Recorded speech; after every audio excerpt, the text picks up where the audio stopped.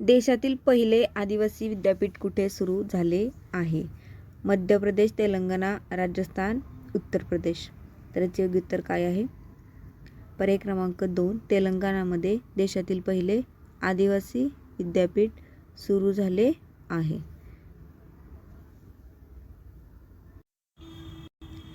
देशातील सर्वात अधिक लांबीचे राष्ट्रीय महामार्ग कोणत्या राज्यात आहेत? महाराष्ट्र, कर्नाटक, आंध्र प्रदेश, जम्मू. तर याचं योग्य उत्तर आहे पर्याय क्रमांक 1 महाराष्ट्र. महाराष्ट्रामध्ये देशातील सर्वात अधिक लांबीचे राष्ट्रीय महामार्ग आहेत.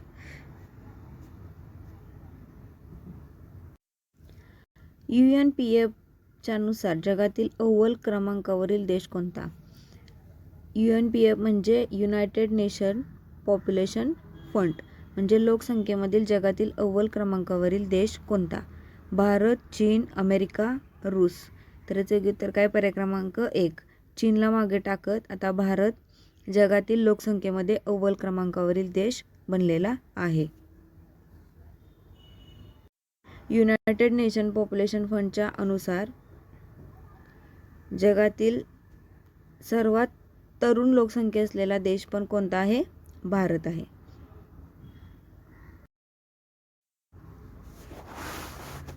चौथा प्रश्न आहे पेटा हा इंडिया 2023चा म्हणजे पेटाचा इंडिया 2023चा पर्सन ऑफ द इयर कोणास मिळाला आहे? नारायण राणे, दिया मिर्झा, गोविंदा, सुप्रिया सुळे. तर याचं योग्य उत्तर काय आहे? दिया मिर्झा. आणि सुप्रिया सुळेंना रिसेंटली कुठला पुरस्कार मिळालाय? संसद महारत्न पुरस्कार मिळालेला आहे.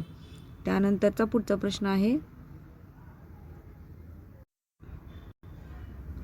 इंदिरा गांधी आंतरराष्ट्रीय पुरस्कार कोणाला देण्यात आला? डॅनियल बेरनबोइम, अली अबू अवाद, वरीलपैकी दोन्हीही नाही.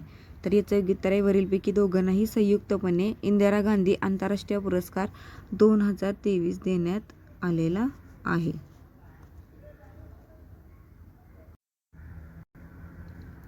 विजय दिवस कधी साजरा केला जातो? 29 नोव्हेंबर, 28 नोव्हेंबर, 16 डिसेंबर, 30 नोव्हेंबर.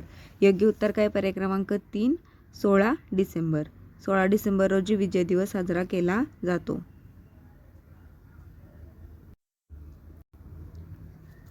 कोणत्या राज्याने गृहज्योती योजना सुरू केली आहे? महाराष्ट्र, कर्नाटक, केरळ, छत्तीसगड. तर याचे योग्य उत्तर काय आहे? पर्याय क्रमांक 2 कर्नाटकने गृहज्योती योजना सुरू केली आहे. ओरिसा राज्यामध्ये ग्रामपंचायत बांधकामासाठी कोणती बँक योजना सुरू केली आहे? AMA बँक, स्टेट बँक, शासन बँक, लोकल बँक. योग्य उत्तर काय आहे? AMA bank.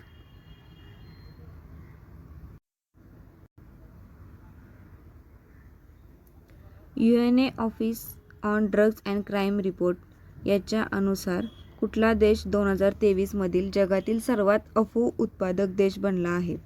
Myanmar, Australia, Nepal, Afghanistan. तर याचं योग्य उत्तर आहे पर्याय क्रमांक 1 म्यानमार हा सगळ्यात जास्त अफू उत्पादक देश बनलेला आहे. शेवटचा प्रश्न आहे लता मंगेशकर पुरस्कार 2023 कोणाला मिळालेला आहे? सुरेश वाडकर, नेहा कक्कड, उर्मिला मातोंडकर, स्वप्नील जोशी. तर योग्य उत्तर काय आहे? सुरेश वाडकर यांना लता मंगेशकर पुरस्कार 2023 मिळालेला आहे.